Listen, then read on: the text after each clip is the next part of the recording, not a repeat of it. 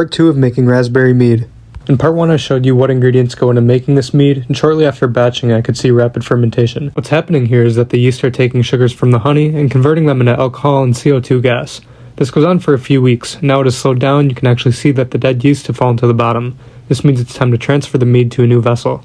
As always, make sure your new vessel is sanitized so you don't introduce any bacteria into your batch.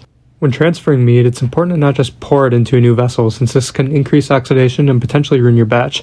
For this reason, I use a racking siphon, which is cheap and super easy to use, and I'll link it to my Amazon storefront along with all the other equipment I use. Try your best not to suck up any of the sludge at the bottom, but if a little bit carries over, it's not the end of the world.